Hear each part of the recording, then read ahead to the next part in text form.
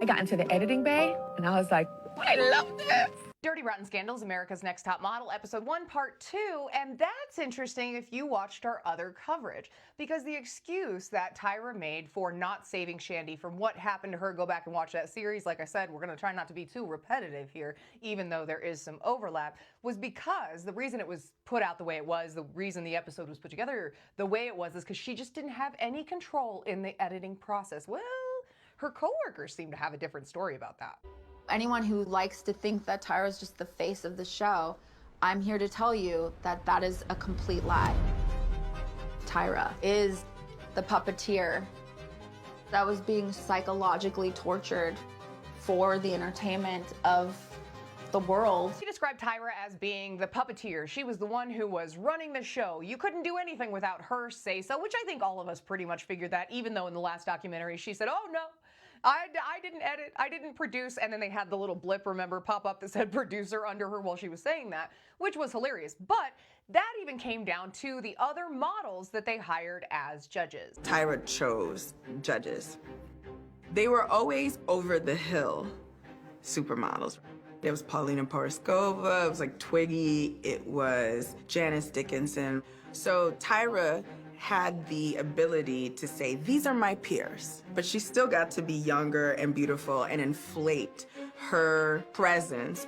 It was her show. They went on to list Paulina Poroskova, Twiggy, and Janice Dickinson, which Paulina and Twiggy, you don't need to bring rid of this. And Twiggy will never be past her prime. I don't care if she's 9,000 years old. That is a legend. That's who Janice Dickinson thinks she is, and I'm gonna let you get this once.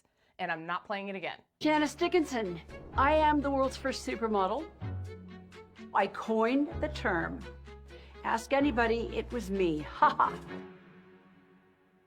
I cast Janice. She was 100% my idea.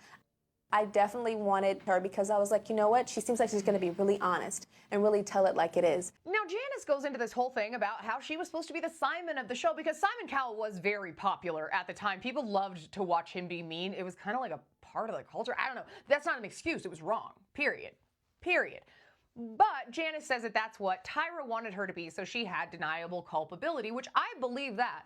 But I also believe and have a little point of contention. So if it was all Tyra, and she made you act like this.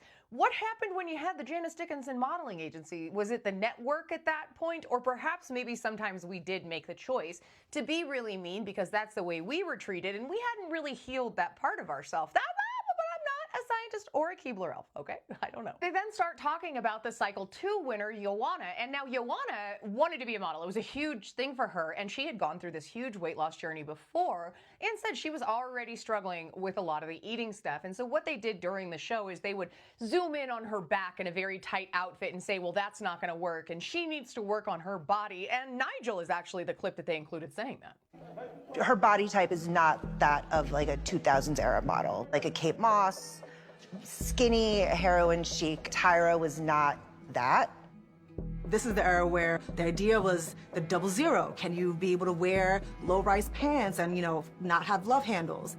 When Tyra would say stuff to people about their bodies, it felt like it was coming from like a place like deep in there, where she was like, I haven't dealt with this yet, so let me just put it on you instead. Here's the big kicker about this, and takes you back to when you were like 15 years old with your issues. Don't spread your issues on other people. You know what I'm saying? Like, I know that I've got my stuff from back in the day, so I have to be aware of that so my stuff doesn't hurt other people, like other people's stuff hurt me. You know what I mean? It's kind of a big thing. Then, this was very contestant driven, which I really, really appreciated, and they go into Sarah's story. And this is the part that reminds you of being in front of your mom when you were like 15. You're either too thin or you're too big, but you're never just right. Would always be a plus-size model or two, and they were kind of cannon fodder. It was, on one hand, saying, we want women of all sizes, but then when there were women of all sizes treating the women of different sizes like shit. Now, like I said, she was already struggling with eating stuff. A lot of people in the industry do. A lot of people everywhere do. It's a really, really hard thing, especially now. I swear, all of that like early thousands stuff, I've seen these memes that are like this, and that. We didn't have to manifest this hard, which I completely agree with. But back to that, you know, you're never just right. So they brought her there to be the other and then sent her home because she wasn't other enough. Lost quite a bit of weight. People have said that, and And I haven't been trying to, but people keep mentioning it. Sarah was told that you're pretty despite this thing. And by virtue of what production has you doing, you lose weight.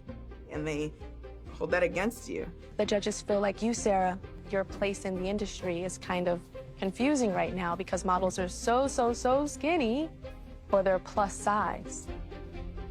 Was told I was too thin for a plus size model, but too fat to be an America's Next Top Model. I will never in my life understand treating people in the horrible ways that you were treated, because now it's like that senior thing where they go after the freshmen and it's like, didn't this suck when you were in that position? What? Anyway, that's getting into a whole lot of other stuff, and I'm not a scientist or a Keebler elf, so that's way too far. Tomorrow, we're gonna finish the last little bit of this episode, and then we're gonna do the episode after this, and then we're gonna go into Bob Barker, who, yes, I'm sorry to tell you, it seems like was a bit of a creep. I'll see you soon, and I hope you're having a good day.